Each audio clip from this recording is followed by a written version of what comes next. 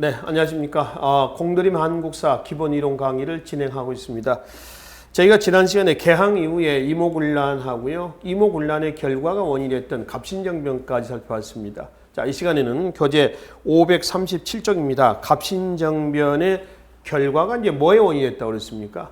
동학 농민운동의 원인이 됐다고 그랬죠. 그 이후에 이제 인과관계는 대한제국까지 이어지니까 미리 강의 전에 한번 읽어보시라고 그랬습니다. 읽어보시라고 그랬습니다. 읽어보시고 강의를 들으시면 이렇게 흘러가는구나 라고 하는 것을 쉽게 이해하실 수가 있을 겁니다. 여기서는 외워야 할 내용은 없고요. 이해만 하시면 됩니다. 흐름을 이해하신다 라고 보시면 되겠습니다. 자, 그러면은 537쪽에 동학 농민운동의 그 배경 있죠. 거기서부터 보는데 사건의 전개 과정을 통해서 앞에 1820, 1882년 이모군란하고요. 잠깐 좀 서술 좀 해봅시다. 이모군란의 결과가 1884년 갑신정변의 원인이 됐다고 그랬습니다. 이모군란하고요. 갑신정변의 결과 한반도에서는 어느 나라의 세력이 강화됐습니까? 라고 하면 어디다? 청이죠, 청. 청의 세력이 강화됐습니다. 둘 다 마찬가지입니다. 이모군란의 결과 체결했던 청의 세력이 강화되면서 체했던 조약들로 좀 정리해 두시고요. 마찬가지 갑신정변은 우리나라 최초의 정치개혁운동으로서 일본의 메이지 유신을 모델로 했었다. 그리고 그 결과 체했던 조약 중에 조일 간의 한성조약하고요. 그다음에 청일 간의 텐진조약 요 내용을 좀 기억을 좀 해 두시라고 했습니다. 그리고 그 갑신정변 실패 이후에 갑신정변의 결과가 되겠습니다. 그러니까 곧 갑신정변 이후 1884년 이후에 국내외 정세요. 국내 정세입니다. 자, 이 84년 갑신정변 이후에 국내외 정세는 곧 뭐가 되느냐 그러면은 1894년 2월 달에 터졌었던 동학 농민운동의 뭐가 된다?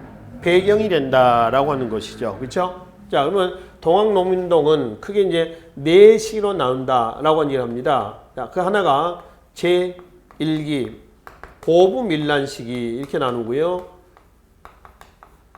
제2기는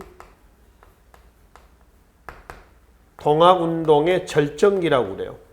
동학운동의 절정기. 제3기죠. 제3기는 전주화약 이후에 폐정개혁 실천기라고 합니다. 집강소를 중심으로 해가지고 실시했었던 폐정개혁 실시했었던 그 시기고요. 마지막 제4기는 항일 구국운동기라고 얘기를 합니다. 그래서 1, 2, 3, 4기로 나누죠. 사건의 전개 과정을 좀 이해를 좀 하시면 되겠습니다. 그건 동학농민운동 제3기 때입니다. 3기 폐정개혁 실천기 때에 동학농민운동이 한참 진행되고 있었을 때가 되겠죠. 안으로는 뭐가 생겼냐면은 1894년 7월에서 12월까지 제1차 갑오개혁이 탄핵이 됩니다. 제1차 갑오개혁의 추진기구를 뭐라고 하냐면은 군국기무처라고 얘기를 하죠. 그리고 이 1차 갑오개혁을 추진했던 내각이 있습니다. 김홍집 총 4차 내각이 있는데요. 이거는 김홍집 1차 친일 내각입니다. 그리고 개혁기구를 뭐라고 했어요? 군국기무처. 군국기무처라고 하는 것은 군사죠. 국, 정치입니다. 기밀 사무라는 뜻입니다. 여기서 한 208건 정도가 처리가 됐다고 그랬죠. 근데 12월 달에 1차 갑오개혁은 중단이 됩니다. 중단되고 일본이 바로 김홍집 1차 내각을 해산시키면서 중단되거든요. 근데 갑신정변 저 앞에 있죠. 갑신정변 실패 후에 일본에 망명했던 박용효를 불러들여요. 일본이. 그래서 2차 개혁을 단행하는데 그래서 2차 개혁은 김홍집, 박용효 2차 친일 연립내각입니다. 친일 내각을 구성해서 실질적으로는 박용호를 중심으로 해가지고 제2차 갑오개혁이 단행이 됩니다. 자, 이 제2차 갑오개혁은요, 1894년 12월에서 1895년 7월까지 갑니다. 7월에 이제 마무리가 된 건 아니고 중단이 돼버립니다. 이 개혁을 추진했던 박영효가 궁궐 내에 군사 조직, 군제 개편 수비대, 궁궐에 그 수비대가 있습니다.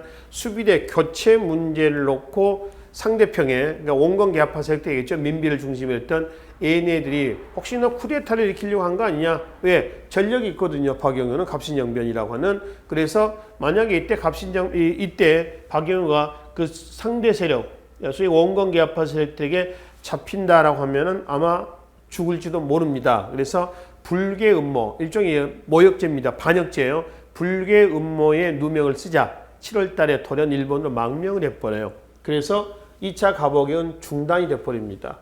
이때 뭐가 나오냐면은 여러분 많이 알고 계시는 홍범 14조도 이때 나오고 2차 개혁 때 또 독립서고문 고종이 그 대신들을 데리고요 종묘에 나가서 독립맹세문을 발표합니다. 독립서고문도 2차 가보개혁 때 나와요. 그러니까 1차 가보개혁이나 2차 가보개혁이나 이거는 끝난 건 아닙니다. 마무리가 된 건 아니고요. 실패한 것도 아닙니다. 중단됐다라고 이제 보시면 되겠습니다. 자, 한편 1차, 2차 가보개혁이 한참 진행되고 있었고 다시 동학농민운동으로 넘어오겠습니다. 동학농민운동 제3기 때 1차 가보개혁이 단행이 됐었다 한다면은 안으로 밖으로는 뭐가 되냐면은 1894년에서 95년까지 뭐가 터졌어요? 청일전쟁이 터졌습니다. 동학운동 2기 때 전주 황토현 전투, 장성 황룡천 전투가 있습니다. 여기서 이제 관군이 연거푸 패배한단 말이에요. 그래서 청군을 요청합니다. 정부에서. 그래서 청군이 1894년 5월 5일 날 아산만으로 들어왔어요. 이때 일본이 요청도 하지 않는 일본이 5월 9일 날 인천으로 들어왔습니다. 이거는 갑신정변이 결과 체결했던 무슨 조약이 결과했다? 바로 텐진 조약이었어요. 양국 군대 넉 달 이내 공동 철병, 공동 파병. 이 텐진 조약에 근거해서 일본이 들어와서 양국 군대가 첨예하게 대립하다가 폭발한 것이 청일전쟁입니다. 일본군이 아산만에 주둔했었던 청군을 기습 공격을 하면서 청일전쟁이 터져요. 이게 6월 23일입니다.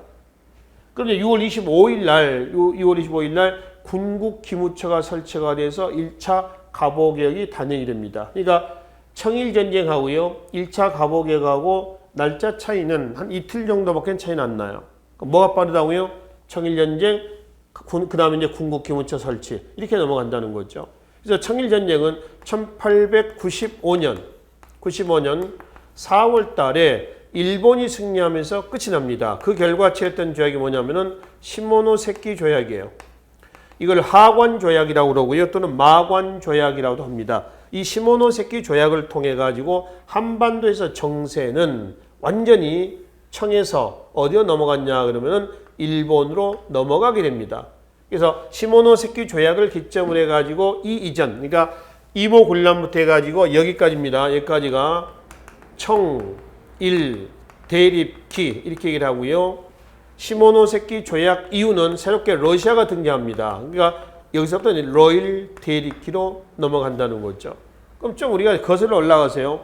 이모군란하고 갑신정변 이후에 청이 주도권을 잡잖아요. 그럼 언제부터 청에서 일본으로 넘어가느냐 그러면 동학농민운동 여기부터 도중 여기서부터 한반도의 주도권은 청에서 어디로 간다? 일본이죠. 일본으로 넘어가게 됩니다. 그러다가 일본이 완전히 청을 밀어낸 것이 1895년 4월이라는 거죠. 그리고 이제 시모노세키 조약을 통해 가지고 일본이 조선의 침략을 이제 본격적으로 하려고 합니다. 특히 강화도 조약의 제1조 일본 조선은 자주국이라 일본과는 동등한 권한을 갖는다. 기억나시죠? 이거를 다시 재확인해 놓은 것이 시모노세키 조약의 1조입니다. 조선은 완전한 자주 독립국임을 확인함이었죠. 그러니까 완전히 조선은 뭐다? 독립국이 됐다. 진짜로? 그건 아니고 일본이 조선 침략할 수 있는 유리한 고지에 올랐다. 이런 얘기가 되는 것이죠. 그런데 이제 시모노세키 조약을 1895년 4월 곧바로예요. 러시아가 이제 들어와가지고 시모노세키 조약을 파기합니다. 그게 뭔가요? 삼국 간섭입니다. 삼국 간섭. 그래서 삼국은 어디냐 그러면은 러시아를 중심으로 해가지고 중심에서 독일, 프랑스, 삼국이에요. 그래서 시모노세키 조약, 다른 말로 하관 조약이라고 그랬죠. 하관 조약을 어떻게 했어요? 파기를 해버립니다. 파기하면서 일본에서 삼국 간섭부터는 한반도의 주도권이 어디로 가는 거예요? 러시아로 넘어가는 거죠. 그 삼국 간섭 이후에 김홍집 제1차 친일 내각에서 1차 가복이 단냈죠. 제2차 가복역은 김홍집 박영효 2차 친일 내각입니다. 그 삼국 간섭 이후에 러시아 세력이 강화되면서 김홍집 제 몇 차? 3차 7러 내각이 구성이 돼요. 그리고 민비는 러시아를 끌어들여서요. 일본을 견제하려고 합니다. 그래서 일본을 견제 수단으로서 러시아를 끌어들여요. 누구요? 민비입니다. 민비가 러시아하고 결탁을 해가지고 누구를? 일본을 견제를 한다라고 하는 거죠. 그럼 일본 입장을 한번 봅시다. 강화도 조약 1876년부터 95년까지 딱 20년 만에 어렵게 일본이 눈에 가시였던 청을 몰아냈어요. 그래서 일본이 주도권을 잡으려고 했는데 삼국 간섭 이후에 시모노세키 조약도 파기가 됐지. 일본은 상당히 불쾌한 거죠. 여기다가 조선의 민비는 러시아를 또 끌어들여서 일본을 견제하려고 하지. 그러니 일본은 민비를 어떻게 했어요? 재건하는 거죠. 이것이 삼국 간섭 이후 1895년 8월 달에 뭐죠? 을미 사변이 되겠습니다. 명성황후 시해 사건이야. 그러니까 넉 달 만에 4월 달에서 8월 달입니다. 넉 달 만에 판도는 다시 러시아에서 어디로 간다는 거예요? 일본으로 또 넘어갑니다. 그리고 을미사변 이후에 1895년 8월부터 1896년 2월 아관 파천 때까지 제 몇 차? 3차 무슨 개혁이죠? 을미개혁이 단행이 됩니다. 그냥 을미개혁이라고 하지 왜 굳이 3차라는 얘기를 했을까요? 왜? 보세요. 1차 가보개혁은 중단이 됐다고 그랬습니다. 이거 끝을 본 거 아니에요? 중단된 겁니다. 2차 가보개혁도 어떻게 했어요? 역시 중단이 됩니다. 1895년 7월달 박영효가 이 개혁을 주도했던 박영효의 일본 망명으로 중단이 됐어요. 그리고 이제 이 개혁 이후에 연장선상에서 을미사변 이후에 나타난 을미개혁을 보자는 겁니다. 그래서 을미개혁을 뭐라고 그래요? 제3차 개혁이다라고 하는 거죠. 한편 이 을미개혁은 누가 주도했냐 그러면은 김홍집 내각입니다. 김홍집 4차 친일 내각이에요. 4차 친내각입니다. 김홍집 내각을 좀 다시 한번 봅시다. 1차 친일 내각입니다. 1차 친일 내각, 2차 친일 내각입니다. 3차 친러 내각입니다. 근데 을미사변 이후에 김홍집 3차 친러 내각은 러시아 세력이 위축되면서 해체가 되죠. 그리고 제 을미사변 이후에 김홍집 4차 다시 친일 내각이 구성이 돼요. 그래서 이 친일 내각에서 을미개혁이 단행이 됩니다.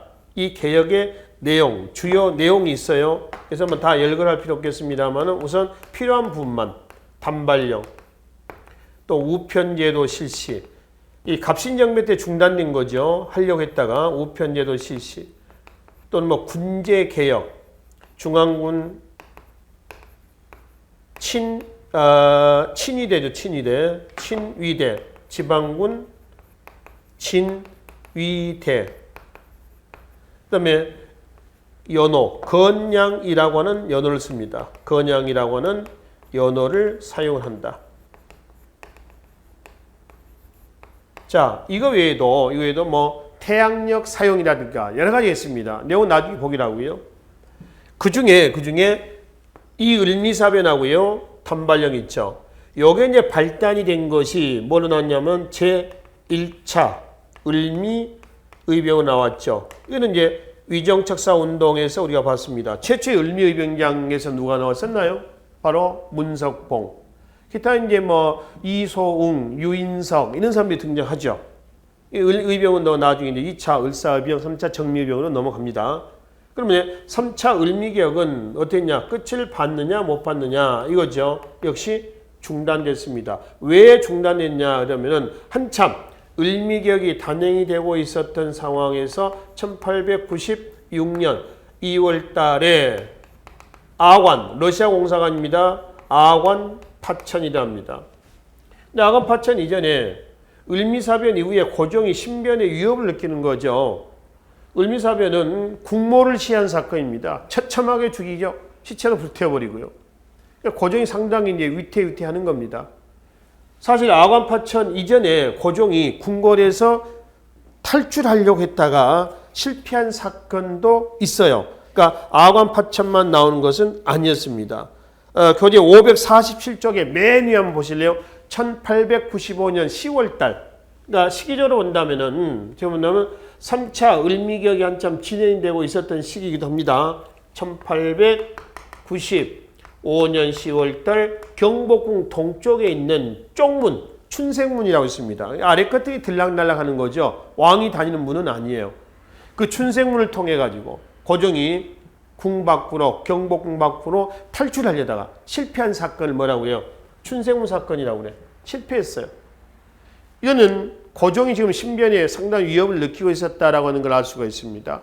밤마다 프랑스 선교사를 불러서 불침번 세우고 또 자기 눈앞에서 직접 간 연유만 마시고 독사를 막자는 거죠. 또 생계란만 먹기도 하고요.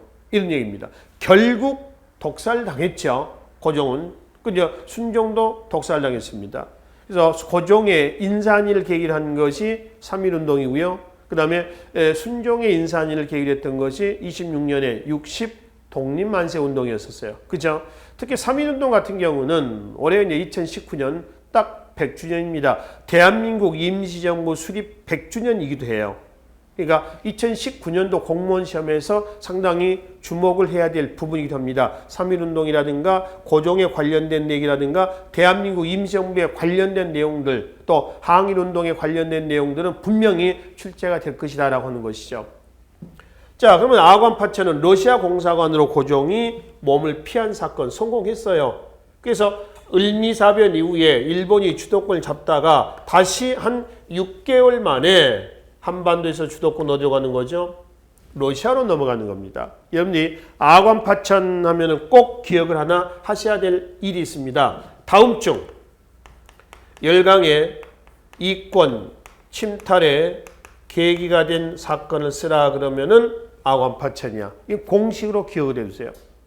한편 다음 중 열강의 이권 침탈의 계기가 됐다 할 때 열강의 이권 침탈의 법적 근거가 됐던 조항을 써라 그러면 뭐죠? 최혜국 조항입니다. 다른 나라에게 줬던 특혜를 상대국에게 다 주는 거죠. 이 최혜국 조항을 가장 먼저 가져갔던 나라가 어디예요? 1882년 미국입니다. 강화도 조약에는 최혜국 조항이 있었나요? 없습니다. 그렇죠? 없어요. 그 일본이 최혜국 조항을 집어넣기 위해서 1876년에 체결했던 조1 무역규칙을 83년 조미소 통상조약 체결 다음에죠. 83년에 조1 통상장정으로 고치죠. 42개 조항을 고쳤는데 그중에 37조 조항 방공령 선포분하고 나머지 2개는 뭘 개각하시라고 했죠? 관세권 규정. 하나는 최혜국 조항입니다. 그래서 강화도 조약에는 최혜국 조항이 없다. 개정판 조1 통상장정에 뭐가 있다? 최혜국 조항이 있었다라고 하는 겁니다. 그래서 이거를 근거로 해가지고 A란 나라가 우리나라에 와서 가져갑니다. B란 나라가 와서 야 얘는 좋은데 왜 우리 안 줘? 최혜국 조항이 있잖니? 또 가져가. 또 다른 나라가 최혜국 조항이라고 하는 권한, 특권을 가지고 어디로? 또 우리나라로 또 가져간다는 얘기입니다. 그래서 다음 중 열강 이권 침탈의 법적 근거가 된 조항은 이거고 이거의 계기는 뭐냐? 아관 파천이다. 왜냐? 고종이 자기 집에 안 있고 남의 집에 가 있는 상태입니다. 쉽게 하면 집 안에 집 주인이 대문 헐쩍 열어놓고 방문 다 열어놓고 다른 집에 가 있는 상태입니다. 그러니까 동네 도둑들이 뭐 다른 도둑들이 와가지고 계속 훔쳐가는 겁니다. 그런 상황이라고 보시면 돼요. 그래서 빼앗긴 이권을 지켜야 되지 않겠느냐 이런 배경에서 1896년 7월에서 18년 12월까지 조직 활동했었던 단체가 하나 있죠. 그게 뭐예요? 바로 독립협회입니다. 독립협회죠. 자주국권, 자유민권, 자강개혁 사상이라고 하는 독립협회 3대 사상을 토대로 해서 활발한 활동을 전개했습니다. 만민공동회, 관민공동회 다 독립협회 활동에서 살펴볼 내용입니다. 한편 아관 파천 이후에 러시아 세력이 강화되면서 러시아 견제 여론과 아관에 가 있었던 고종의 환궁 여론이 겹치죠. 그 여론이 드세지면서 1년 만에 1897년 2월 달에 고종이 경운궁, 그러니까 경복궁이 아닙니다. 경복궁 일본이 장악하고 있었죠. 경운궁, 지금의 덕수궁으로 들어와요. 그래서 국호를 조선에서 뭘 바꿨어? 대한으로. 정체는 제국, 황제 중심 체제입니다. 그래서 대한제국이라고 얘기를 하죠. 공식 국호는 대한입니다. 대한국을 선포하고 왕을 황제라 하고 이때 연호, 광무라고 하는 연호를 씁니다. 그래서 이때 개혁을 우리는 뭐라 하냐면 광무개혁이다. 그래서 광무개혁의 방향은 구본 신참의 것을 토대로 새로운 걸 창구한다라고 하는 거죠. 그래서 황제권을 강화하고요. 밖으로 자주국가 수립을 목표로 개혁을 단행을 했었습니다. 그리고 이제 러시아 주도하에서 계속 진행이 됐지만은 배후에는 일본도 있습니다. 전체적으로 시모노세키 조약 이후는 계속 뭐다? 또 안에도 일본이 있겠죠? 계속 대립되는 이런 형국이다라고 이해를 하시면 되겠습니다. 그러다가 이제 광무개혁이 한참 진행되는 과정에서 1904년 2월 달에 러일 간의 대립이 뭘로 폭발했어요? 러일 전쟁으로 폭발했습니다. 여기서부터는 누가 이제 주도권을 잡냐 그러면 누구예요? 바로 일본이 주도권을 잡게 되는 것이죠. 그리고 1905년 9월 일본이 승리하죠. 열전쟁에서. 무슨 조약이 체결되냐면은 포스머스 조약입니다. 그래서 이제 일본 입장에서는 청나라 뭘 안 했지? 러시아 뭘 안 했지? 완전히 자기 세상이 된 거죠. 그래서 그해 1905년 11월 17일 을사늑약을 체결해서 외교권을 가져갑니다. 여기에 이제 제2차 의병, 민종식, 최익현, 신돌석 등 제2차 의병이 제1차 을미의병의 연장선상에서 전개가 되는 거죠. 그리고 이제 1907년 고종의 퇴위, 헤이그 밀사 사건이죠.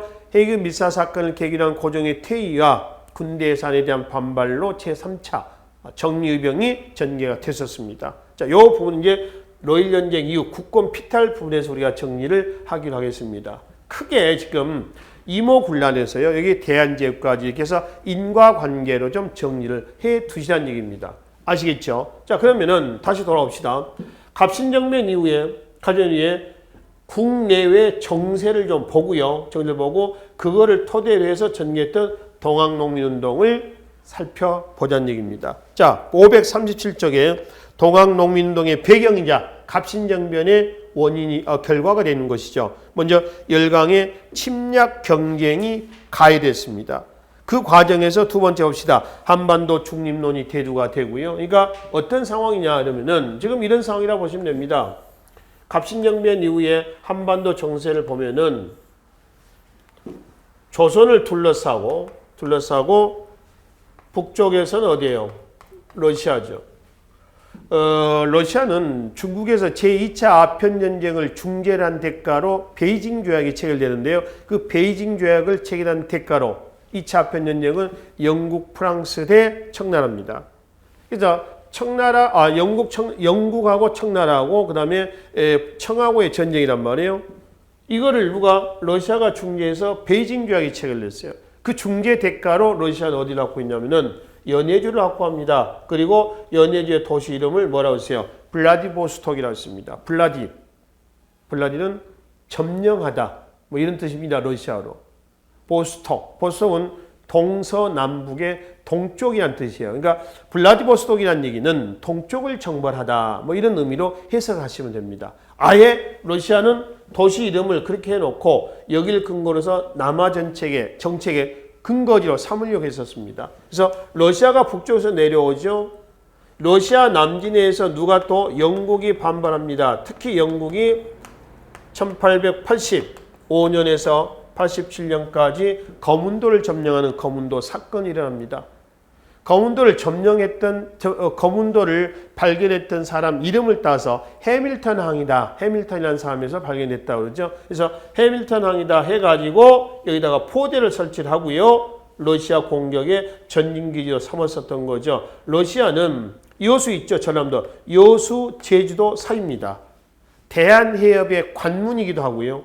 수심이 깊어가지고 큰 배들이 군함들이 이제 다닐 수 있는 그런 유리한 또 수로를 가지고 있어요. 그래서 이제 거문도는 87년에 러시아가 남진하지 않겠다는 약속을 받고 청나라 중재로 영국이 철수를 하게 됩니다. 지금 그 거문도에 가시면 영국 군인들의 묘지가 잘 단장이 됐습니다. 이때 죽은 영국인들의 무덤이 지금까지 남아 있다라고 하는 것이죠. 한편 남북으로는 러시아, 영국이죠. 동서로는 어디에 대립이에요? 청하고 어딘가요? 일본의 대립입니다. 지금 조선은 이 틈바구니에 끼어 있다라고 하는 거죠. 그래서 이때 이제 독일 영사 부들러가 한반도 대외 중립론을 주장합니다. 스위스를 모델로 해서 영세 중립국으로 해야 되지 않겠느냐라고 하는 거죠. 그러면 이런 나라들이 이 나라를 조선을 중립국으로 만들어 놓겠습니까? 안 만들어 놓죠. 왜? 들어와서 하나를 더 가지고 가려고 하는 것이지 중립국가를 만들면 손도 못 대잖아요. 그렇죠? 또 부들러뿐만 아니라 이 상황에서의 한반도 중립론. 우리나라 제1호 국비 유학생 6일째 있죠. 서유 견문록을 썼던 유럽에 다녀와서. 그렇죠?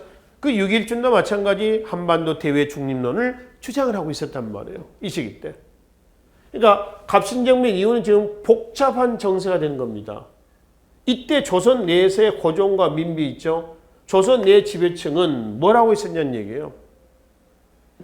그러한 지배층, 그러한 열강에 대해서 제대로 대응을 못하고 있었습니다. 오히려 열강에 굽신굽신하고요. 오히려 피지배층에 대해서는 수탈, 압박을 하고 있었다. 수탈과 압박을. 더구나 일본은 지금 갑신정변 이후입니다. 정치적인 침략을 청나라 때문에 못하고 있었다고 했잖아요. 조선의 개항은 자기네들이 시켜놨는데. 그러니까 경제 침탈에만 혈안이 되고 있었어요. 예를 들어서 뭐 조일 통상장정이라든가 뭐 이런 여러 가지 법적 근거를 통해서 훑어가는 겁니다. 경제 침탈해 나가고 있는 것이죠. 조선의 상권을 얘네 또 장악하고 있는 겁니다. 그러한 열강에 대해서 조선의 지배층들, 위정자들은 제대로 대응을 하고 있지 못하고 있었다는 것이죠. 오히려 피치층들만 뭐라고 있었다? 압박을 하고 수탈하고 이러고 있었어요. 그러니 피지배층 입장에서는 자연히 어떤 마음들이 일어나겠냐는 얘기예요. 그런 열강에 대해서는 외세배척, 반외세죠. 그런 지배층에 대해서는 뭐요? 반봉건적인 기운이 싹틀 거란 얘기입니다. 이 반봉건, 반외세 기운이 막 싹트고 있어요. 이렇게. 거기다가 동학이라고 하는 휘발유가 뿌려지는 겁니다. 이게 점하는 거죠. 그게 이제 1894년 2월 달에 뭐로 나오죠? 동학 농민운동으로 전개되는 거죠. 그러니까 갑신정변의 결과는 뭐에 원인이 됐다? 동학운동의 원인이 된다라고 하는 겁니다. 그럼 동학은 여기서 왜 갑자기 튀어나오냐라고 하는 거죠. 자, 동학을 잠깐 봅시다. 동학은 뭐에 대한 반발에서 나왔죠? 서양의 학문이다. 그래서 뭐라고 그래요? 동양의 학문에서 동학입니다. 1860년 누구죠? 경주 잠반 최재우에 의해서 창시가 됐는데 최재우가 1864년 혹세 무민의 죄로 처형이 되면서 동학은 위축이 됩니다. 게다가 1880년대 개항 이후죠. 80년대 2대 교주가 누구예요? 해월 최시형입니다. 그래서 80년대 최시형이 충청도 보훈을 중심으로 해서 교단을 재정비를 합니다. 교단 재정비죠. 이 교단을 재정비하면서 동학의 조직, 포접이라고 하는 조직이 만듭니다. 그러니까 포접은 뭐냐면은 지방제도하고 같습니다. 조선이 때 부목군현이라고 하는 지방행정군현이 행정구역이 있죠. 그런 조직이라고 보시면 됩니다. 포접. 포의 우두머리를 포주, 접의 우두머리를 접주 이렇게 합니다. 특히 그 중에 접은 북접과 뭐 나뉘냐면은 남접으로 나눠집니다. 자, 이 북접 남자분 여러분들 교재 어딜 보시냐면은 538쪽을 한번 가봐요. 맨 밑에 한 표가 하나 있습니다. 북접은 충청도 동학이고요, 종교파고요, 온건적인 인물들이 많습니다. 거기에 대표자가 누구예요? 지금 거기에 최시영, 그 다음에 손병희, 손천민 등입니다. 근데 남접은 전라도 동학입니다. 좀 강경파고요. 농민 세력이 많습니다. 전봉준, 김계남, 손하중 이런 사람들이 남접이에요. 자, 그중에 북접을 중심으로 해가지고 뭐가 전개됩니까? 교조 신혼 운동이 전개가 됩니다. 교조는 누구죠? 억울하게 죽은 최재우였어요. 그러니까 이 교조 신혼 운동이라고 하는 것은 억울하게 죽은 최재우의 누명을 벗기고 동학을 공식 정통 종교로 인정받기 위한 동학교도의 집단 상소운동 이렇게 해석하시면 됩니다. 교조 신운동이라고 그래요. 교조 신운동은 북접의 작품이에요? 남접의 작품이에요? 남접이 아닙니다. 누구예요? 북접의 작품이라는 거예요. 아시겠죠? 그래서 교조 신운동은 총 3차에 걸쳐서 전개가 됩니다. 1차, 2차, 3차에서 1차 3례 집회 1892년이죠. 자, 교재 어딜 보시냐면은 538쪽에 맨 밑에 나와 있습니다. 그래서 1892년 전라북도, 지금의 전라도죠. 3례 집회. 그 다음에 2차 1893년 서울 궁궐 앞에서 복합상소, 배를 땅바닥에 대고 엎드려서 상소를 한 겁니다. 실패했죠. 3차 어디죠? 내려옵니다. 보은으로 내려옵니다. 보은 집회죠. 자, 1차 교조신운동 내용 좀 잠깐 보겠습니다. 왼쪽 38쪽 맨 밑에 보겠습니다. 손천민의 지하에 교조신원의 복이, 그러니까 누명을 벗기자는 겁니다. 그 다음에 동학교도에 대한 지방관의 탄압 중지를 충청감사 조병식, 전라감사 이경직에게 호소를 했어. 두 가지를 호소했습니다. 교조 신원 회복해라, 누명 벗겨달라, 이 얘기 하나 하고요. 또 하나는 뭐였냐면은 동학 교도에 대한 탄압을 좀 중지 좀 해달라라고 하는 거죠. 근데 의외로 하나를 또 얻어냈어요. 좋다. 동학 교도에 대한 탄압은 하지 않겠다. 대신 교조 체제위에 누명을 벗기거나 신원 회복하는 거, 명예회복하는 건 내 권한이 아니다 했단 말이에요. 그래서 이제 어디로 갔냐면은 하나는 얻은 거 아니에요. 동학 교도 입장에서는 상당히 큰 걸 얻은 겁니다. 그래서 서울로 갑니다. 가서 궁궐 앞에 엎드려서 교조 신원을 요구를 했습니다. 근데 강제로 해산을 시켰어요. 2차는 안 된 거죠. 그래서 어디 왔냐면 보은으로 내려왔습니다. 최시영이 보은에서 교단을 재정비했죠. 그러니까 이때 당시에는 보은이 동학의 근거지가 되는 것이죠. 그렇죠? 주 무대가 했다라고 하는 겁니다. 내려와서는 정치적인 목적 더하기 종교적인 목적, 가미가 되는 거죠. 종교적인 거라고 한다면 교조 신원 회복이고요. 정치적인 거라고 한다면 탐과 놀이를 숙청해달라, 외세 배격해달라, 이런 것들이죠. 이렇게 해가지고 제3차 보훈 집회가 3차 교조 신원운동입니다. 열렸었던 거죠. 그럼 북접이 한참 교조 신원운동을 전개하고 있었을 때 남접은 뭐라고 있었느냐 이거거든요. 남접은 북접이 제3차 교조 신운동을 전개했을 때 몇 년인가요? 1893년입니다. 전라도 금구에서 집회를 열고 있었습니다. 그 금구 집회의 목적은 뭐냐? 제3차 북접의 교조 신운동을 후원하기 위해서 1893년 금구에서 집회를 열었는데 제3차 교조신운동이 어땠어요? 와해가 됐죠. 해산이 돼버렸습니다. 그러니까 남접이 그거를 후원하기 위해서 조직을 했는데 금구 집회를 소집했는데 3차 교조신운동이 유야무야 돼버리면서 금구 집회도 결국 어떻게 됐어요? 유야무야 돼버린 거죠. 근데 남접의 금구 집회는 여기서는 아무런 기능은 없습니다.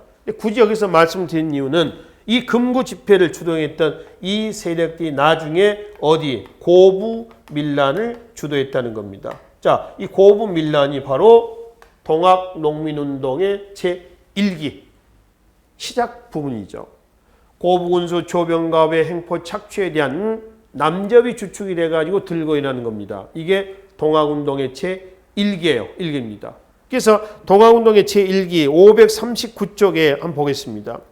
고부 군수 조병갑 행포와 착취에 대해 전봉준이 농민군을 이끌고 만석보를 파괴하고 관할을 습격을 해서 군수를 내쫓은 후 아전들을 징벌한 뒤 곡식을 농민들에 나눠주고 10여일 만에 자진해산을 했습니다. 그러니까 일기 고부 밀란 시기는 자진해산이 됐어요. 10일 만에. 그러니까 정부에서 이제 조병갑이를 파면합니다. 박원명이라는 사람을 고부군수로 앉혀놨죠. 그런데 정부에서는 이 엄청난 사건을 조사하기 위해서 안핵사 이용태를 보냈어요. 이용태가 와가지고 조사하다가 이 사건의 배후에는 누가 있다? 동학교도들이 조직적으로 개입이 돼 있다 해서 동학교도를 잡아다가 구속을 시키고 죽이고 한단 말이에요. 그러니까 동학군들이 가만히 있겠습니까? 다시 들고 일합니다. 왜 들고 일했냐면은 바로 1차 교조 신운동 때에 두 가지 약속한 게 있어요. 두 가지를 건의했다가 한 가지 약속했다고 그랬죠. 하나는 교조 신원 회복, 또 하나는 뭐였죠? 동학교에 대한 탄압 중지였어요. 그건 안 한다고 그랬잖아요. 근데 이용태가 돌아가지고는 동학교도를 잡아 죽인단 말이지. 그래서 동학교도들이 다시 들고 일합니다. 이게 제2기 동학운동의 절정입니다. 자, 그래서 2기로 가겠습니다. 2기. 고부태인에서 본계에서 백산에서 집결한 후 호남 창의소를 조직하고 호남 창의소, 창의, 대의를 세운다는 얘기죠. 사발통문을 작성한 후 사발통문이라고 하는 것은 주모자, 주동자를 알 수 없게끔 사발을, 밥사발을 엎어놓고 삥 둘러가면서 이름을 적는 겁니다. 그거를 사발통문이라고 합니다. 사진을 안 집어놨는데요. 이거예요. 여기 이제 밥그릇을 엎어놓고 여기다가 뭐 전봉준, 김계남, 손하중 이런 식으로 해서 이름을 적는 겁니다. 이렇게 이름을 돌아가면서 이름을 이렇게 적는 거죠. 그러니까 문서에 의해서 이름을 이렇게 적잖아요. 그러면은 맨 위에 사람이 주모자로 찍힐 수가 있어. 근데 이거는 안 그렇죠. 이거 사발통문이라고 그래요. 그래서 사발통문을 작성한 후 농민 봉기를 알리는 경문, 백산 고부 경문이죠. 밑에 사료가 있습니다. 그래서 농민 경문, 백산 경문을 발표하고 또 4대 강령, 우측에 보시면은 농민군의 4대 강령이 있습니다. 읽어보세요. 그런데 태인을 점령하고 전주 황토현 전투에서 전라 감영군을 격파했습니다. 자, 밑줄. 전라 감영군을 격파했던 전투는 어디라고요? 전주 황토현 전투입니다. 그 전라 감영을 바로 이제 접수한 게 아니라 전열을 재정비하기 위해서 한 발짝 물러섰습니다. 장성에서 전열을 재정비하고 있었는데 중앙군이 다시 내려오는 겁니다. 홍계운. 이 홍계운은요.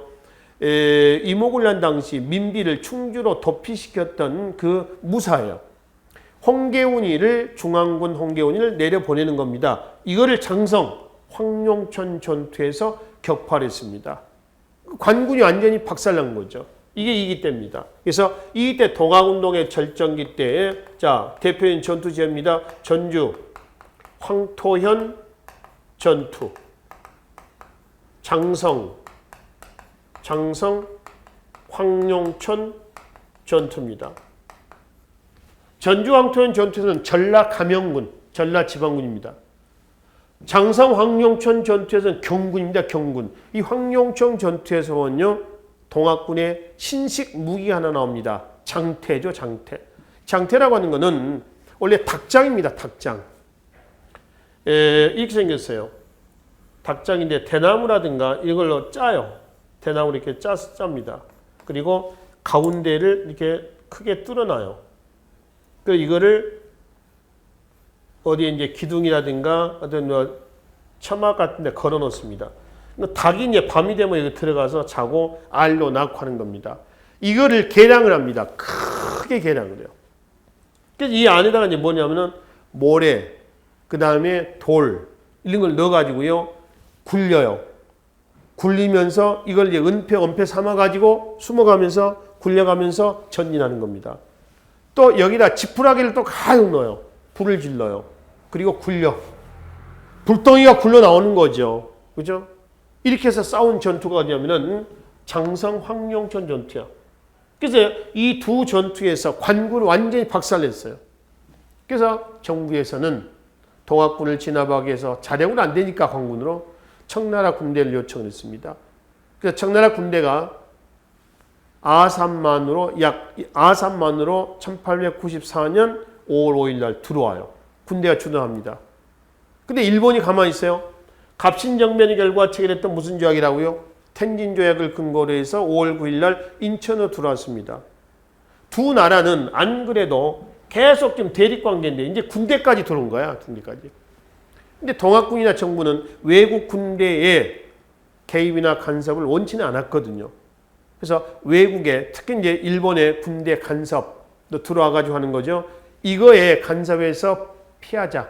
간섭에서 모면하자. 그래서 동학군하고 정부하고 화의를 맺습니다. 그게 전주하약이에요. 그래서 폐정개혁안 12개조에 사인을 하고 제3기로 넘어갑니다. 폐정개혁 실천기. 이렇죠. 폐정개혁 12개조 내용은 교재에서 한번 볼까요? 교재 540쪽에 보겠습니다. 그 12개조 내용은 여러분들이 쭉 읽어보시고요. 그 내용을 우측에 분석해 놓은 거 있죠.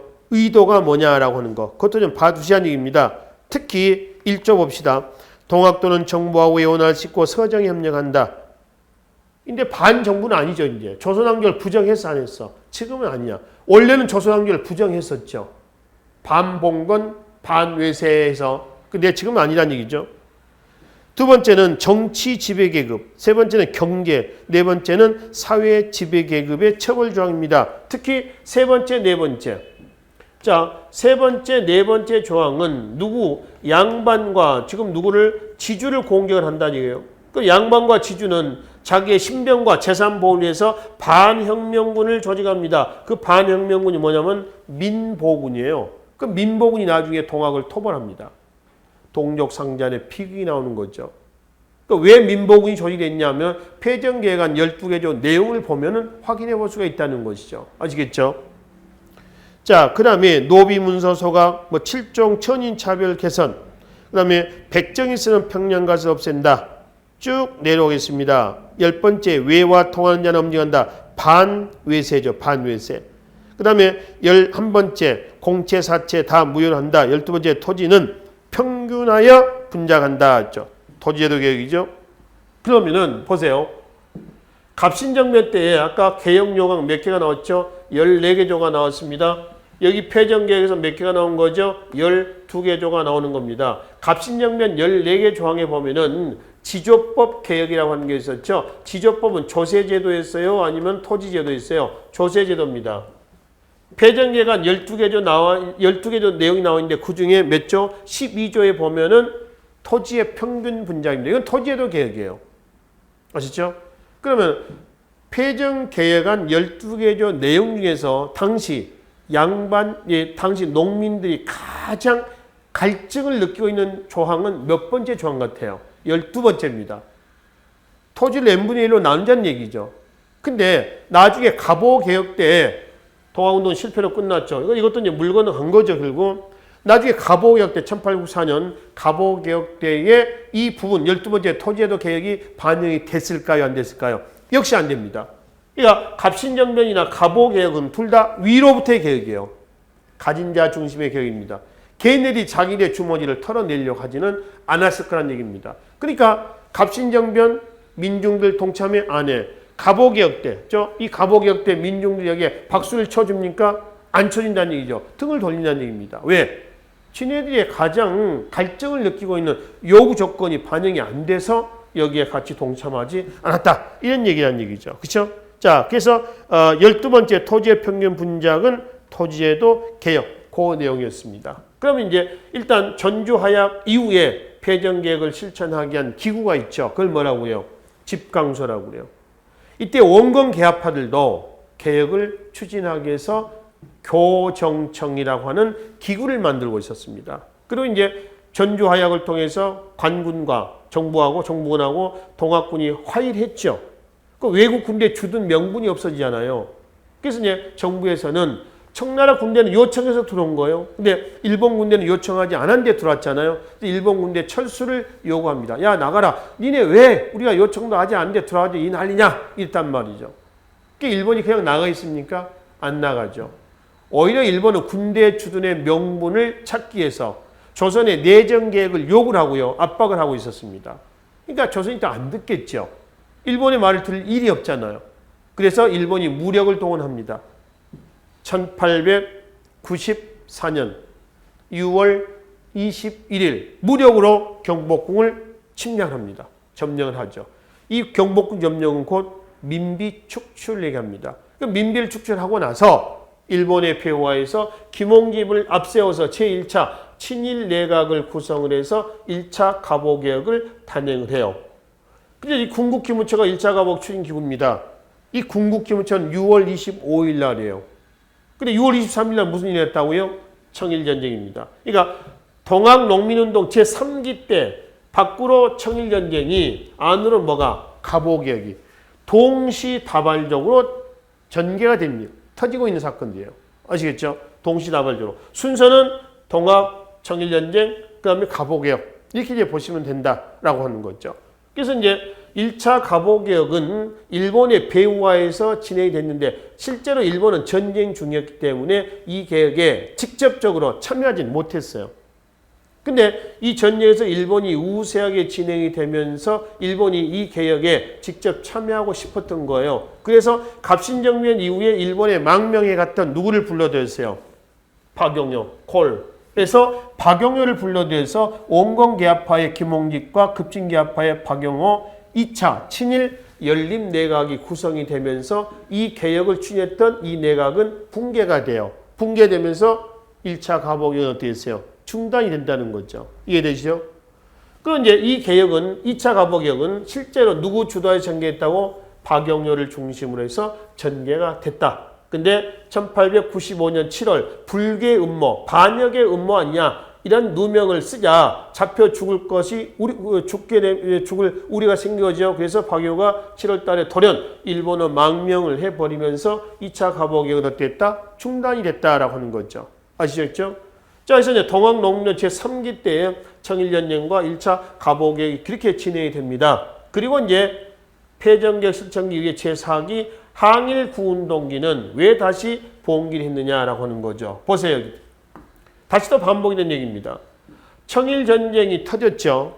청일전쟁이 터지고 청일전쟁 도중에 1차 갑오개혁이 진행이 되면서 일본의 개입이, 일본의 간섭이 심해진단 말이에요.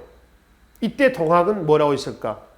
폐정개혁 실천한답시고 전주화약 이후에 동학군이 일단 화의를 맺고 휴전 기간이었는데 일본의 내정 간섭 등으로 해서 다시 재차 봉기를 합니다. 그것이 제4개혁 항일 국운동입니다. 이때는요. 동학운동의 절정기 때는 남접과 북접이 이해를 다 참여한 건 아니고요. 남접만 참여합니다. 근데 제4기 때는 남북접이 같이 합세를 합니다. 그러니까 1, 2, 3, 4기 나올 때 3기까지는 남접만, 그 다음에 4기는 남북접이. 원래 이제 북접의 손병희는 최시영이 원래 여기 종교 문제가 아니다. 참여하지 말자 그랬습니다. 근데 손병희가 3대 교주죠. 손병희가 최시영이를 설득을 해요. 그래서 참여합니다. 그래서 남접과 북접이 논산에서 연합을 합니다. 그래서 전신시설을 파괴하면서 북상을 해나가요. 그러다가 어디서 발목이 잡히냐면 공주 우금치 전투에서 깨졌습니다. 관군과, 왜 관군이냐면 지금 친일 정권이 들어서 있죠. 또 민복은 있었죠. 민복은 아까 말씀드렸었던 누구였죠? 양반 지주들이 지네들이 반혁명군으로 조직했던 동학의 동학군을 진압하게 한 그런 군대예요. 이게 민복군이었습니다. 그래서 이제 양반 지주들이 조직했던 민복군과 관군과 근대적인 무기로 무장한 일본군하고 동학군하고 공주 우금치에서 싸운 거예요. 깨졌어요. 여기서 다 끝난 건 아니고요. 보통 이제 교과서에 여기까지만 나옵니다. 근데 이제 2014년인가 13년인가 말이죠. 경찰직 시험에서 이게 나왔어요. 공주 우금치 전투에서 패배한 일부가 보훈으로 가서 저항하다가 패배하고 그리고 동학은 종식이 됐다. 이런 문장이 있었거든요. 기출문제. 그 맞는 문장일까요? 맞는 문장입니다. 보통 공주 우금치 전투에서 큰 틀에서 보면은 동학은 꺾입니다. 근데 거기서 살아남은 일부 400여 명이 어디로 가냐면 보훈으로 갑니다. 보훈 북실 전투에서 또 저항하다가 다시 어떻게 했어요? 진압이 됩니다. 그게 동학운동의 마침표입니다. 그러니까 보훈 북실 전투를 빼도 되고요. 때는 집어넣어도 됩니다. 그건 다른 선지의 상황에 따라서 다른 선지 맞고 틀린 거에 따라서 해석을 하시면 됩니다. 아시겠죠? 일단 보훈에서 시작돼서 보훈에서 끝났다. 이렇게 이제 보십시오. 동학농운동이었습니다. 그래서 4시기에 걸친 동학운동의 전개 과정을 흐름대로 정리하시고 이 흐름은 몇 번씩 기출문제에 출제가 됐습니다. 내용보다는 뭐 A, B, C, D 해놓고 뭐 P 부분을 비워놓는 겁니다. 다음 중 B 부분에 들어갈 사건으로서 맞는 것은 해서 통합 전개 운동 전개 과정에서 이 사건을 하나씩 집어넣으면 되겠죠. 흐름을 그래서 정리 좀 해주자는 얘기죠. 자, 한편 1차 가보개혁은 군국기무처를 중심으로 해가지고 전쟁 중에 진행이 됐고, 그러니 2차 가보개혁은 이 개혁에 일본이 직접 가담하게 해서 박영렬을 불러서 추진했던 계획입니다.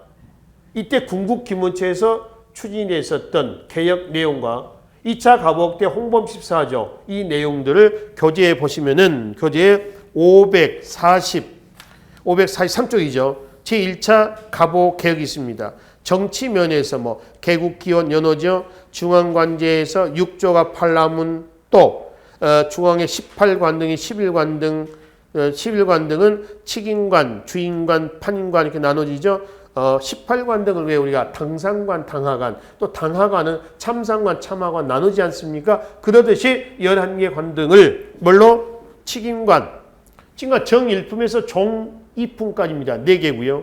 그 다음에 주인관은 정종의 구분이 없어요. 3, 4, 5, 6입니다. 그 다음에 판인관은 7, 8, 9품 이렇게 해서 판인관 이렇게 되는 거죠. 과거제가 폐지되죠. 또 내무 아무 밑에 경무청이 됩니다. 이 경무청 경찰청입니다. 그 다음에 사법제도의 개혁이 있죠. 자, 법무아문을 설치하고 즉 법무부죠. 내무아문 내무부예요. 노륙법 그 다음에 고문, 그리고 태형, 이걸 폐지합니다. 이 태형은 나중에 일제강점기 때 다시 부활해서 재판 없이 일제가 한국인들을 잡아다가 이제 때리는 거죠. 태형입니다. 경제 면에서는 재정의 일원화, 탁지 아문에서 관할합니다. 은본위 화폐 제도의 실시, 그 다음에 조세 급납제, 세금은 돈으로 낸다는 거죠. 방공령 반포의 금지, 뒤로 가겠습니다. 도량형 개정 통일, 사회면에서는 봉건적인 신문제 폐지, 전통적인 폐습 타파, 이게 1차 가보개혁의 내용입니다. 자, 2차 가보개혁은 쭉 내려오겠습니다. 홍범 14조 내용을 토대로 해서 얘기하시면 되겠습니다. 우측에 545쪽에 보시면은 2차 가보개혁입니다. 중앙제에서 의정부가 내각으로 8아문이 7부로 바뀝니다.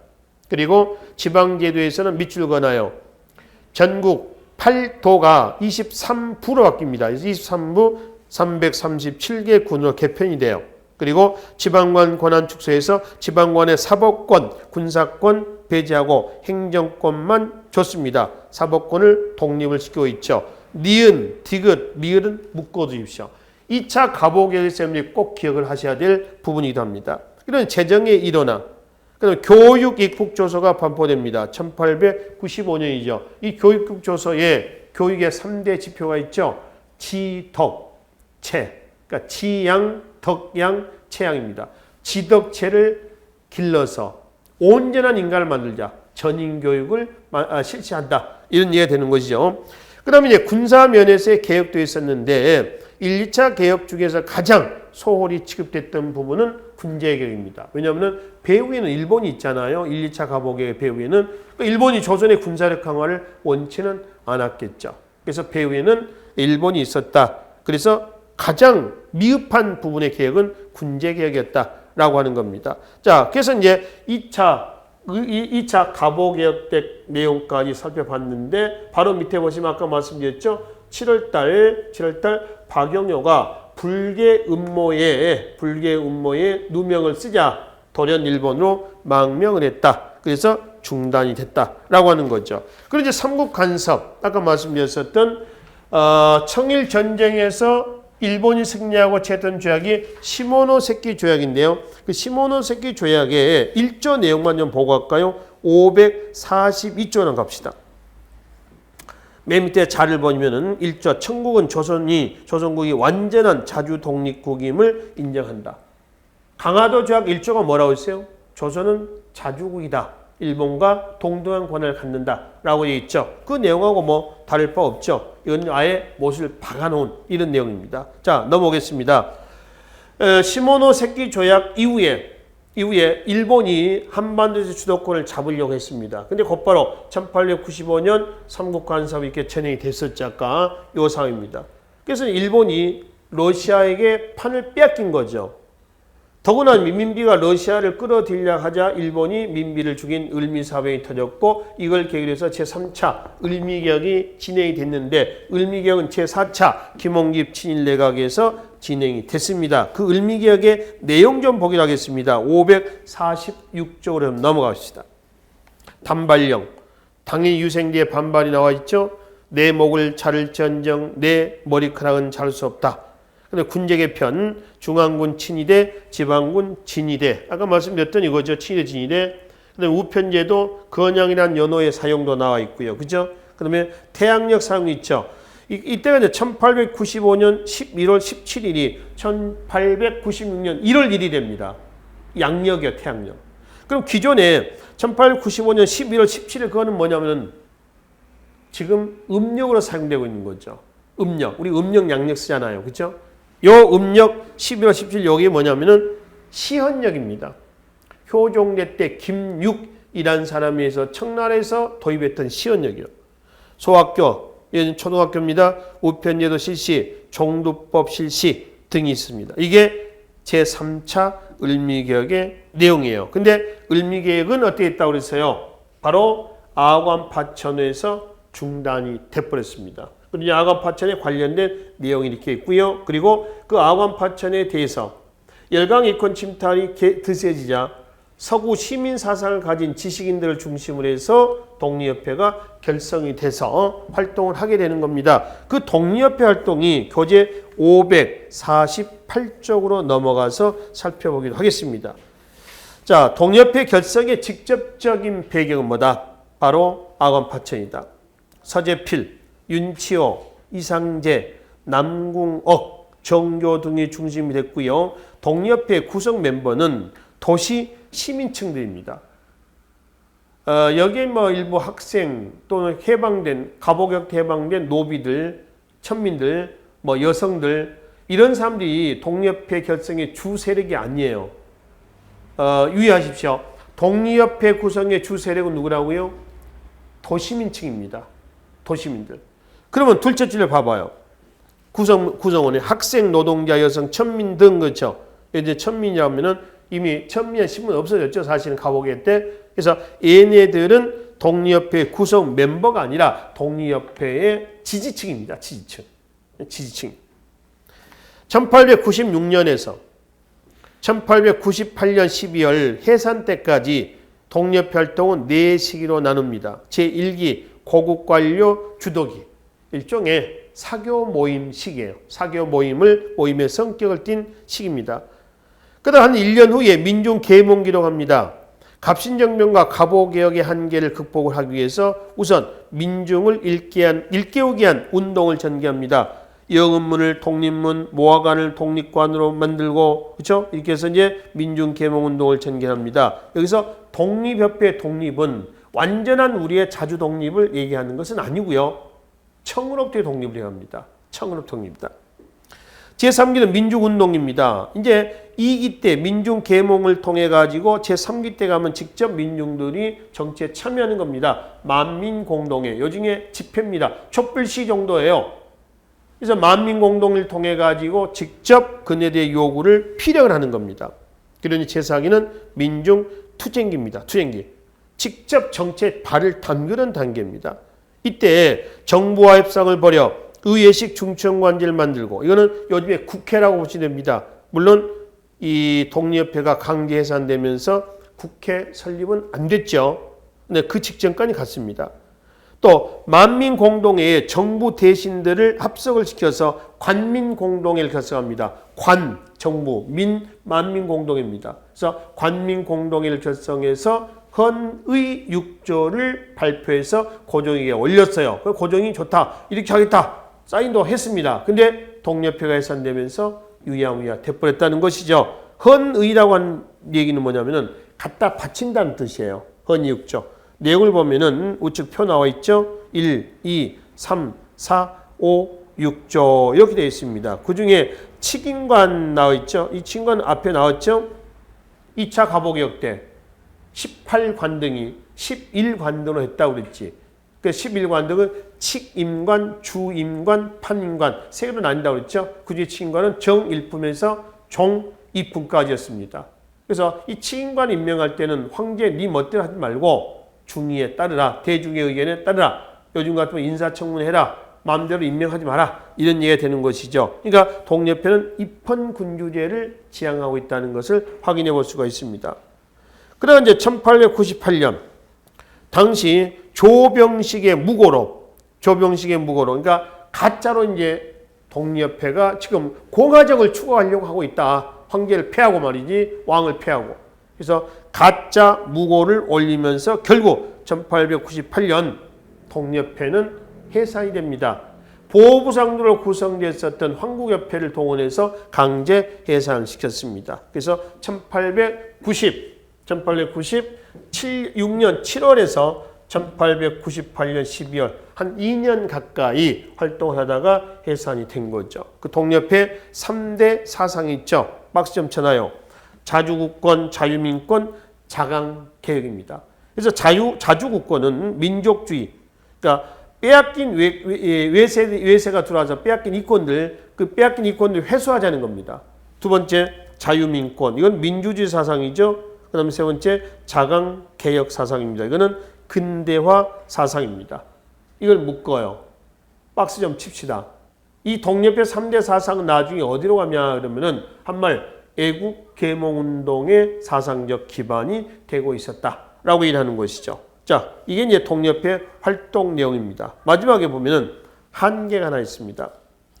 외세 배척을 내치면서 3대 사상의 자주국권 사상도 나와 있고 헌의 6조에 보면은 1조, 2조 내용에서도 바로 자주국권에 이런 내용들이 나와 있는데 한계 한번 봅시다. 주로 그 타겟은 어디였다? 러시아입니다. 러시아. 영국, 미국, 일본의 이권 침탈에 대해서는 오히려 두둔합니다. 얘네들이 가져가는 것은 근대화를 위한 자원 개발이다. 이렇게 해놓고요. 러시아라든가 독일이라든가 프랑스라든가 이런 나라들이 갖고 간 이권에 대해서 회수하고 또 지키려고 하고 있었다라고 하는 겁니다. 왜 그랬냐면은 러시아나 독일, 프랑스는 전부 전제 군주제 체제입니다. 황제 중심 체제란 말이죠. 그렇죠? 근데 대한제국도 황제 중심 체제죠. 그 독립협회하고 대한제국 궁합이 맞을까요? 안 맞을까요? 안 맞죠. 독립협회가 1890년 7에서 98년입니다. 대한제국은 97년이에요. 97년. 그러니까 독립협회하고 한 97년, 98년에서 한 2년 가까이 겹쳐요. 활동한 시기가. 그래서 독립협회하고 대한제국은 궁합이 안 난다. 이거는 입헌 군주제를 지향하지만 여기는 뭐를 전제 군주제거든요. 황제 중심 체제예요. 그 황제 중심 체제가 독일, 러시아, 프랑스입니다. 프랑스 재정 시대 아닙니까? 재정 시대. 황제 중심 체제예요. 러시아도 재정 러시아죠. 그렇죠? 근데 미국, 영국, 일본은 전제 군주제가 아닙니다. 그래서 독립협회에서는 미국과 영국, 일본의 이권 침탄 대래 두둔해주고 있고 러시아, 독일, 프랑스 얘네들이 가져간 것을 오히려 막으려고 했었다라고 하는 것이죠. 이게 한계입니다. 자, 두 번째 뒤에 보시면 항일 의병운동 무모하다 비판합니다. 독립협회는 애국계몽운동 단체거든요. 애국계몽운동 단체는 힘으로 무력을 하자는 것이 아니라 뭐하자? 힘을 길러서 내재적인 힘을 길러서 독립을 쟁취하자 이 얘기예요. 실력 양성 운동이라는 얘기입니다. 근데 항일 의병운동 비판하거든요. 항일 의병운동은 너무 무모하다. 즉 야만적이다. 폭력을 비판했기 때문에. 그러면 독립하는데 의병운동 같은 일이 필요합니까? 아니면 필요하지 않습니까? 이거 필요한 거죠. 방공령 발표를 자유경쟁에 입연다 해서 비판합니다. 방공령 당연히 발표해야 됩니다. 식량 자주권 확보를 위해서. 근데 독립협회는 비판하고 있고 자유무역 원칙에 따라 개항장을 늘려라. 개항장을 늘리면은 열강의 경제 침탈만 심해질 거 아닙니까? 또 지주제를 인정한다거나 또 하원이 아니라 상원 설치를 주장하고요. 그 다음에 조선사회에서의 시민혁명의 가능성을 부인한다거나 이런 것들이 독립협회가 갖고 있는 한계. 그러니까 독립협회도 갑신정변이나 갑오개혁을 추진했던 소위 상류층들 있죠. 가진 자 중심의 단체였다라고 하는 것을 확인해 볼 수가 있겠습니다. 한편 독립협회 활동이 한참 진행되고 있었을 때 아관 파천 이후 러시아 견제 여론과 고종의 환국 여론이 드세지면서 1897년 2월 달에 고종이 경복궁 아니라고 해서 경운궁 항궁에서 국호를 대한제국, 대한 정체는 제국, 연호는 광무, 왕을 황제. 그래서 이제 이때 계획을 광무 개혁이다라고 얘기를 했습니다. 방향은 점진적이고 복고적이다 이랬죠. 점진적이라고 하는 것은요, 갑오 을미격의 급진성을 비판하고 있고요. 그리고 복고적이다라고 하는 것은 아까 말씀드렸죠. 구본 신참, 옛것을 토대로 새로운 걸 첨구한다. 이런 의미가 되는 것이죠. 그리고 법규 교정서, 이게 광무개혁 추진 기구고요. 사례소라고 하는 기구도 있습니다. 역대 임금의 치적을 정리한 관청입니다. 그래서 법규 교정서와 사례소를 중심으로 해서 전개가 되고 있었던 것이죠. 우측에 광무개혁의 내용이 있습니다. 정치 면에서의 황제권 강화를 위한 대한국제 구조의 공표입니다. 특히 대한제국이 헌법이라 하지 않고 왜 지금 국제라고 그랬냐 그러면은 황제가 만들어서 심의를 거치지 않고 발표했다 그래서 뭐라고 그래요? 국제라고 그래요. 헌법이라 하지 않습니다. 밑에 1조에서 9조까지 있죠. 모든 권한은 누구한테 집약을 시켜놨어요? 황제한테 집중시켜놨습니다. 마지막 9조 좀 보겠습니다. 대한국 대왕제는 각 조약 체결 국가의 사실을 파견하고 선전, 전쟁서 봅니다. 강화 휴전이죠. 밑줄려 건하여 재반 조약을 체결한다 그랬습니다. 이게 몇 년인가요? 1899년입니다. 황제가 모든 조약을 체결한다라고 하는 거죠. 근데 1905년 을사늑약이라고 그러죠. 조약이 아니라. 이거는 황제가 체결하지 않았잖아. 을사오적신이 체결한 거잖아. 그래서 대한제국 황제, 당시 누구였죠? 고종은 이거 내가 체결하지 않아서 무효다라고 대한매일신보에 신문 기사를 낸단 말이에요. 이거 무효다. 무효 선언도 한단 말이지. 그렇지?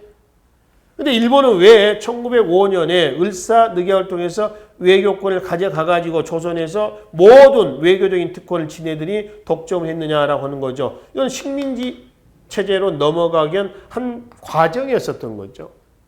그러니까 결국은 1910년 한국병합이 체결이 돼서 한국병합이 돼서 일제식민지로 들어가 버렸습니다. 그 이후에 뭐 뒤에 이제 간도나 독도 문제 나와 있습니다만 특히 1909년 간도 해방 같은 경우는 일본이 외교권을 가져갔으니까 합법이다. 이렇게 얘기하죠. 근데 우리는 1899년 대한국제 구조의 마지막 구조 내용을 보면은 이것 자체가 불법이니까 간도 협약도 뭐다? 불법이다. 이렇게 해석하는 대목이 있단 말이에요. 그렇죠? 그래서 일단 대한국제 구조의 마지막 구조 내용의 모든 조약은 황제가 체결한다. 밑줄점 그어놓으시라는 얘기입니다. 기타 후에 이제 관제기에서 보면은 지방이 제2차 갑오개혁 때 23부에서 13도로 되죠. 그리고 중촌이 설립됩니다. 형식상 기구였지만은 의회제를 채택해서 중촌 설립했고, 그 다음에 1901년에 경위원을 설치합니다. 경위원이 기구입니다. 황궁 내의 경비라든가 수의 이걸 담당합니다. 그 다음에 1902년에 수민원이라고 있습니다. 외국 여행 업무를 관장하기 위해서 설치했던 기구 수민원이 되어 있습니다. 수민원. 군사면에서 밑에 원수부 설치, 시위대 설치, 그리고 왕의 호위 부대로 시위대 부대입니다. 지방의 진위대, 그리고 무관학교 설립. 외교면에서는 한청통상조약 1899년입니다. 만국 우편연합에 가입하고요. 1900년에 울릉도를 승격을 합니다. 군으로 승격하고요. 울도군을 울릉도로 승격을 하고요. 독도 관할권을 주고 있고요. 1902년 바로 함경도 간도를 함경도로 편입을 합니다. 이범윤의 활동이 두드러지고 있죠. 그리고 뒤에 해삼이는 연해준 블라디보스톡을 해삼이라고 그래요. 여기 우리 그 민족, 우리나라 사람들이 많이 살고 있었죠. 그래서 여기에 통상 사무관을 설치해요. 요즘에 뭐 영사관 정도로 보시면 되겠죠. 대사관이나. 그래서 교민 보호를 하고 있었습니다. 경제 면에서는 금본위 화폐제도, 은본위 화폐제도가 실시가 된 것이 있었죠. 자, 앞에 잠깐 544쪽으로 넘어가서 체크 좀 하고 넘어오십시다. 544쪽에 보시면은 경제 544쪽에 543쪽이 되네요. 자, 543쪽에 보시면 밑에서 여섯째 줄 은본위 화폐제도가 있습니다. 1차 가보개혁이에요. 그리고 다시 552쪽에 금본위 화폐제도입니다. 그러니까 은값이나 금값에 연동하는 거죠. 그리고 양전사업. 우리나라 최초의 개인 토지 소유 인정 문서가 발급됩니다. 그걸 뭐라고 하죠? 지계라고 하죠. 지계. 그리고 식산흥업이라는 한자가 있죠. 생산을 늘리고 산업을 부흥시킨다는 겁니다. 사회 면에서는 뭐 교통, 통신 시설의 개선, 우편망 확충, 전화 개설, 또 재중원, 해민원, 또 새로운 호적 제도의 시행, 순회재판소 설치, 평양을 서경으로 승격, 또 풍경궁이라고 하면은 평양에 설치했던 궁궐입니다. 환구단, 황궁을 설치를 해서 천신에게 제사를 지내고 있었습니다. 이게 전부 뭐냐 그러면은 이거죠. 광무개혁의 내용입니다. 큰 방향은 옛것을 토대로 새로운 걸 창조한다. 여기서 옛것은 뭐냐 그러면 정치라고 보시면 됩니다. 신참이라고 하는 건 뭐냐면은 경제, 그리고 뭐죠? 사회, 그리고 뭔가요? 문화라고 보시면 됩니다. 결국 광무개혁의 방향을 보면은 정치는 후퇴하고 있었고 경제, 사회, 문화는 제대로 가고 있었다. 이렇게 이제 방향을 보시면 돼요. 그래서 광무개혁이 한참 진행되다가 끝을 보지는 못했습니다. 왜 그러냐면은 1904년 2월달 러일연쟁이 터지면서 결국 광무개혁도 유야무야 돼버렸다라고 하는 것이죠. 그렇죠? 여기까지가 이모군란에서 개항 이후에 이모군란에서 대한제국까지의 사건의 전후관계, 선후관계입니다. 흐름이에요. 이 흐름을 여러분들이 이해를 좀 하시면 되겠습니다. 그리고 이제 대한제국의 이제 대외 정책에서 온 그 간도 얘기하고요, 독도 얘기가 나와 있습니다. 이 간도는 왼쪽 지도에서 북간도, 이게 흑룡강성이고요, 동간도, 여기가 길림성입니다. 길림성. 그 다음에 서간도가 요령성이죠. 묶어서 동북 삼성이라고 그러고요, 간도 또는 만주라고 얘기합니다. 우리가 흔히 얘기하는 간도는 어디에? 그 중에 동간도입니다. 이 간도 문제와 관련해서는 백산정계비, 조선후기 대관계 때 봤죠? 백산정계비를 반드시 기억을 좀 해 두시고요. 우측에 정부의 그 간도에 대한 대책에서 보면 어윤증, 서북경력사 파견이 있죠? 이중하, 토문감계사 파견이 있습니다. 이범윤, 간도관리사 임명한 부분이 있죠. 그리고 밑에 우리 땅, 우리 원이 서린 간도에 대한 한 6, 7개 정도의 문답식 문장이 있어요. 반드시 한번 읽어보십시오. 아셨죠?